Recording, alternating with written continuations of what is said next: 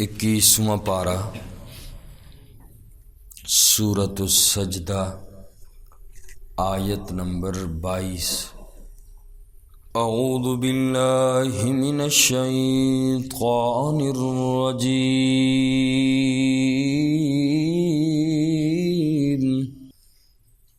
بسم اللہ الرحمن الرحیم۔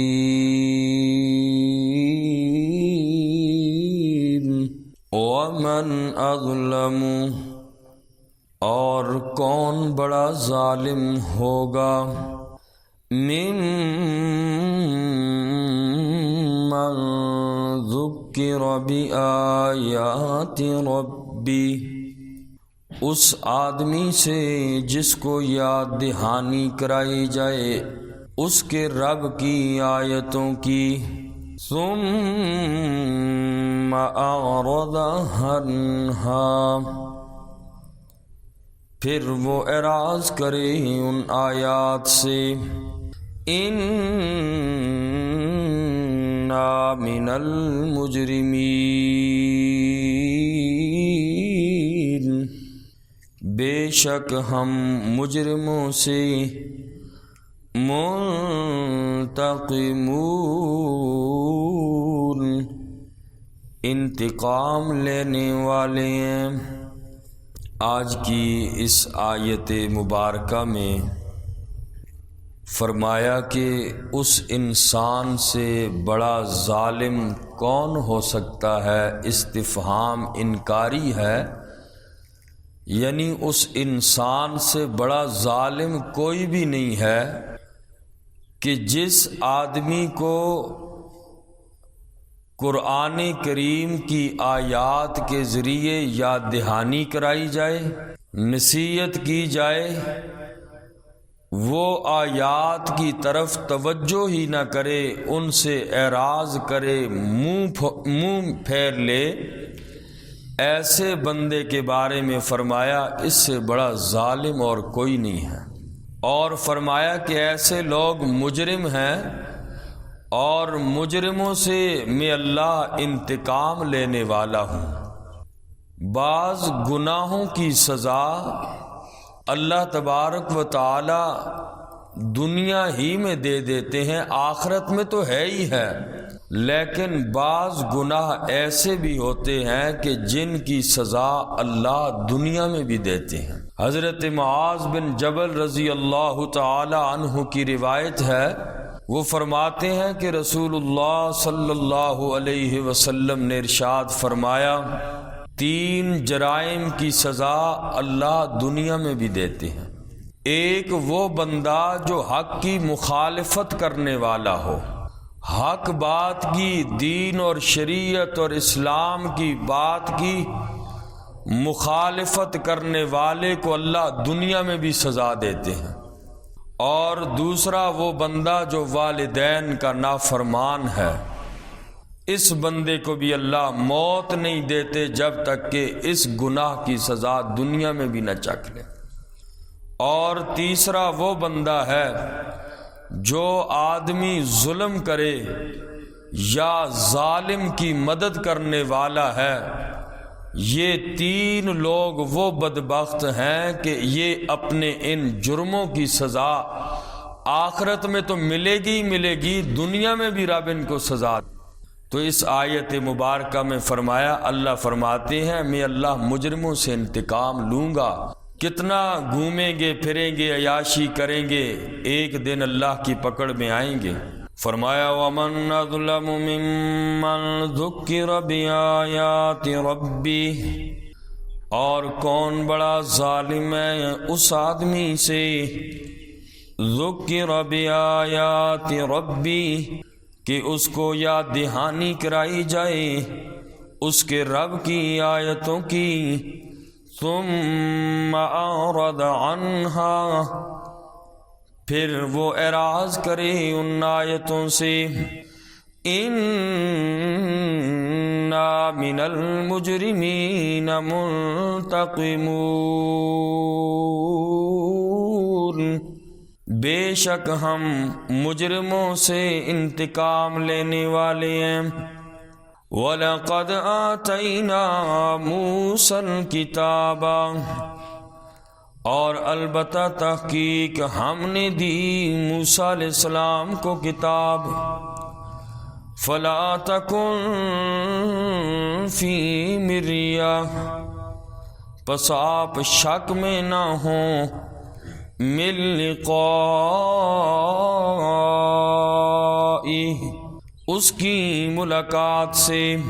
تورات کے نزول کا ذکر اللہ نے اس آیت مبارکہ میں فرما کر نبی کریم صلی اللہ علیہ وسلم اور آپ کے جو ماننے والے متبعین ہیں ان کو تسلی دی کہ اے میرا نبی اور ایمان والو، میں نے موسیٰ علیہ السلام کو تورات دی، جس طرح اس کی تعلیم اور اشاعت میں حضرت موسیٰ علیہ السلام کو بہت سی مشکلات کا سامنا کرنا پڑا، اسی طرح حضور علیہ السلام پر قرآن کریم کی تعلیم اور اشاعت پر مشکلات آئیں گی۔ اے میرا نبی، یہ صرف آپ کے ساتھ ہی نہیں ہے، پہلے انبیاء نے بھی دین کی تبلیغ کی، مصائب کو برداشت کیا، آقا علیہ السلام کو تسلی دی، اس قرآن کی تعلیم اور اشاعت پر بھی مصائب برداشت کرنے ہوں گے، اس لیے کہ یہی ریت اور رسم ہے کہ جنہوں نے بھی دین اور حق کی بات کی مصائب اور مشکلات ان پر آئیں۔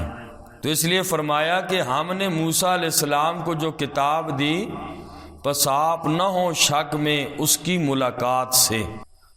یہ جو مِن لِقَائِهِ فرمایا کہ آپ اس کی ملاقات کے بارے میں شک میں نہ پڑیں، اس سے کیا مراد ہے؟ کون سی ملاقات مراد ہے؟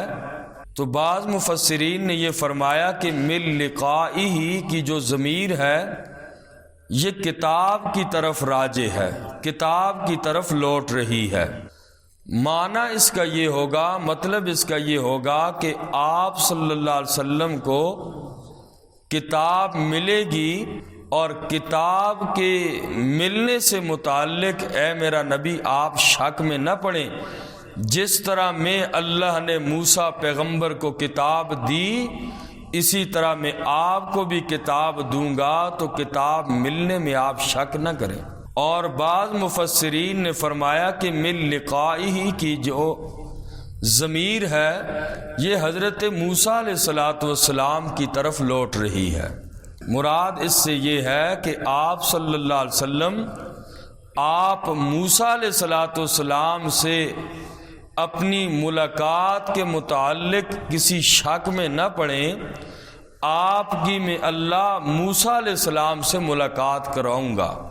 اور معراج کی شب امام المرسلین صلی اللہ علیہ وسلم نے موسیٰ علیہ السلام سے چھٹے آسمان پر ملاقات فرمائی۔ فرمایا وَلَقَدْ آتَيْنَا مُوسَى الْكِتَابَ، اور البتہ تحقیق ہم نے دی موسیٰ علیہ السلام کو کتاب، فَلَا تَكُنْ فِي مِرْيَةٍ مِّن لِقَائِهِ، پس آپ نہ ہوں شک میں اس کی ملاقات سے۔ وَجَعَلْنَاهُ، اور ہم نے اس کتاب کو بنایا، ہدی لبنی اسرائیل، ہدایت بنائی ہم نے اس کتاب کو بنی اسرائیل کے لیے، یعنی تورات کو۔ وجعلنا منہم، اور بنائے ہم نے ان میں سے، یعنی بنی اسرائیل میں سے ہم نے بنائے ائمۃ یہدون بامرنا، پیشوا بنائے یہدون بامرنا، جو رہنمائی کرتے تھے ہمارے حکم کے مطابق۔ لما صبروا، جب انہوں نے صبر کیا وَكَانُوا بِآيَاتِنَا يُوقِنُونَ،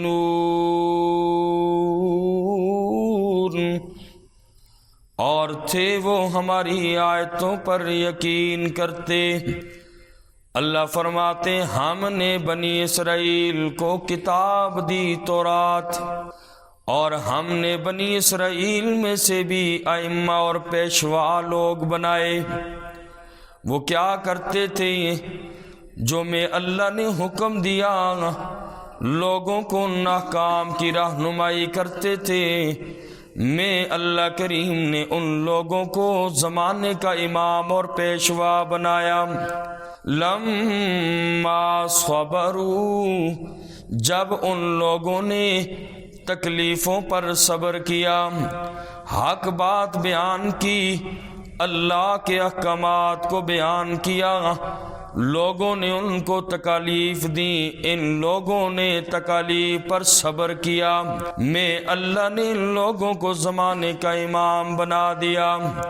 عہدہ مفت میں نہیں ملا کرتا، گویا کہ کامیابی کا مدار صبر ہے۔ بنی اسرائیل کے لوگوں نے صبر کیا، اللہ نے امام بنایا، ہماری آیتوں پر یقین کیا تو اللہ نے دنیا کی امامت ان کے سپرد کر دی۔ اور اگر آج مسلمان بھی دنیا کی امامت اور پیشوائی چاہتا ہے، انہی اصولوں پر عمل کرنا پڑے گا، اللہ کے قرآن کی تعلیمات پہ عمل کرنا پڑے گا۔ وَكَانُوا بِآيَاتِنَا يُوقِنُونَ، وہ جیسے ہماری آیتوں پر یقین کرنے والے تھے، اسی طرح جو بندہ بھی اللہ کے قرآن کی آیات کو سینے سے لگائے گا، اللہ کریم اس بندے کو دنیا میں مقام دیں گے، اور آخرت کا مقام بھی یقینی ہے۔ ان ربک هو یفصل بینہم یوم القیامت فیما کانوا فیہ یختلفون، ان ربک، بے شک آپ کا رب، ہوا یفصل، وہ فیصلہ فرمائیں گے، بینہم، ان کے درمیان، یوم القیامہ، قیامت کے دن، فیما کانوا فیہ یختلفون، ان کاموں کے بارے میں جس میں وہ لوگ اختلاف کرتے تھے۔ فرمایا کہ جو لوگ حق کی مخالفت کرتے ہیں اور باطل کو رائج کرنا چاہتے ہیں، حق کی مخالفت کر کے، دین کی مخالفت کر کے، اپنے باطل نظریات کو جو لوگ معاشرے میں رائج کرنا چاہتے ہیں، انبیاء کو تکالیف پہنچاتے ہیں، اللہ فرماتے ہیں میں قیامت کے دن ان لوگوں کے درمیان عملی فیصلہ کر دوں گا۔ ان ربک ہوا یفصل بینہم یوم القیامت فیما کانوا فیہ یختلفون، دنیا میں انہوں نے انبیاء کا مقابلہ کیا، انبیاء کو جھٹلایا، انبیاء کی مخالفت کی، انبیاء کے دین کو جھٹلایا، اور اسی طریقے سے قیامت تک آنے والے نبی کے دین کے وارث ان کی مخالفت کی، یا جنہوں نے بھی اللہ کے دین کا کام کیا، دین کے جس شعبے میں کام کیا، تکالیف آئیں گی، پریشانیاں آئیں گی، اللہ فرماتے ہیں دنیا میں تم صبر کرو، قیامت کے دن عملی فیصلہ میں رب کروں گا، تمہیں اعزاز اور شان دوں گا، جو تمہارے مخالف تھے میں اللہ ان لوگوں پر عذاب کو مسلط کروں گا۔ اللہ تعالیٰ مجھے بھی آپ سب کو عمل کی توفیق نصیب فرمائے۔ الحمدللہ رب العالمین والعاقبۃ للمتقین والصلاة والسلام علی سید الانبیاء والمرسلین وعلی آل بیتہ واصحابہ اجمعین۔ ربنا تقبل منا انک انت السمیع العلیم وتب علینا انک انت التواب الرحیم۔ اے اللہ کریم ہم سب کی تمام صغیرہ کبیرہ گناہوں کو معاف فرما۔ اللہ قرآن کریم کی برکت سے ہم سب کا مل بیٹھنا قبول اور منظور فرما کر اللہ آخرت میں ہم سب کے لیے نجات کا ذریعہ بنا۔ اللہ کریم ہم میں سے ہر ایک کو اپنے دین کی عالی محنت کے لیے اللہ قبول اور منظور فرما۔ اپنے مریضوں کے لیے جن جن احباب نے دعاؤں کے لیے فرمایا، اللہ پوری امت مسلمہ کے جتنے بھی یا اللہ کریم بیمار ہیں یا اللہ سب کو صحت کاملہ عاجلہ مستمرہ دائمہ نصیب فرما۔ بالخصوص ہمارے درس کے جتنے احباب یا اللہ کریم بیمار ہیں، اللہ سب کو صحت کاملہ عاجلہ مستمرہ دائمہ نصیب فرما۔ اللہ کریم ہم میں سے ہر ایک کو یا اللہ دارین کی سعادت نصیب فرما۔